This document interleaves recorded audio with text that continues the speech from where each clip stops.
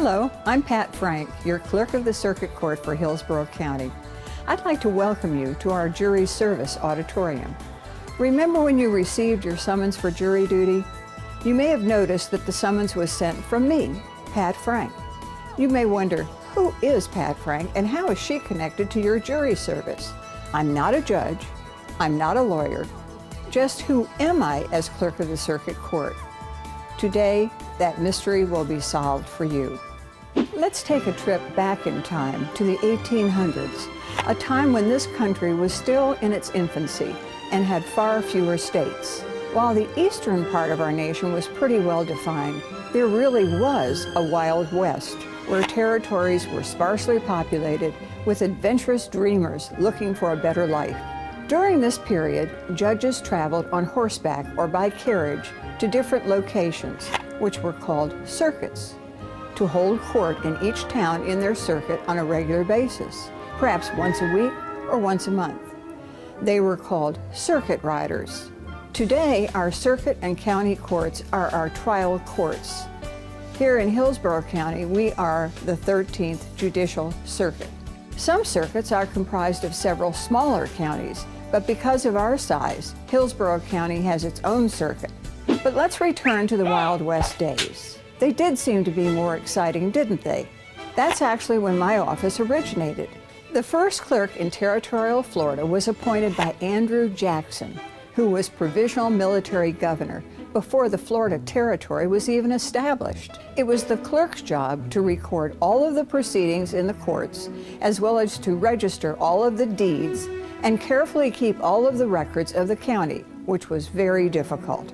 In those days, keeping them dry, literally dry, was no mean feat. It meant keeping them away from the rats, from other vermin that were so prevalent on the frontier. The clerk's office was written into the Florida Constitution in 1885, and the first election for Clerk of the Circuit Court was held in 1888. Elections have been held every 4 years since that time. In the Constitution of the state of Florida, the clerk is established as an independent constitutional officer. What does that mean to you? It means that I answer to the voters directly. While I work closely with the courts, I am elected by you, and I am committed to serving and protecting you. When people hear the term clerk, they often don't understand what this job really is.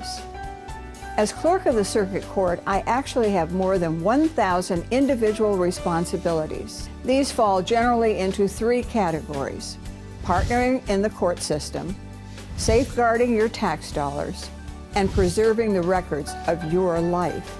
It is my duty to make sure that your privacy is safeguarded, and to this end, we are developing and implementing the latest cutting-edge technology to keep private information out of the wrong hands. Also, if you're interested in traveling and getting or renewing your passport, we do that too. Today you sit in our Jury Services Auditorium, which you may not have realized is under the clerk's office. From the summons you receive for jury duty to your actual participation in a trial, you are seeing firsthand some of the most important duties in this office. In fact, you arrived here for jury duty as a result of a process created by our Jury Service Department.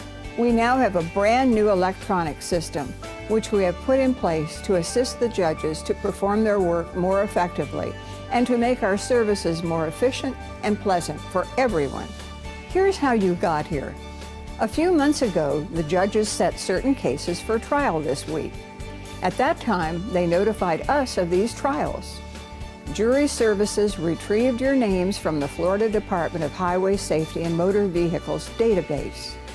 We then created our own database with this information and fed your names into a system that uses a mathematical formula to choose jurors at random.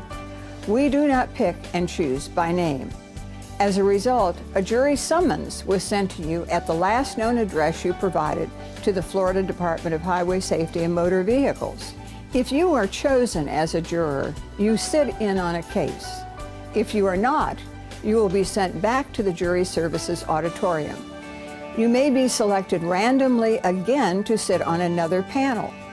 However, if all juries have been chosen for the day, you will be released unless additional juries are to be selected later in the week. If so, you will be placed on a call-in standby status. What this means is that you can call in to find out if you need to report back, and if so, when you must do so.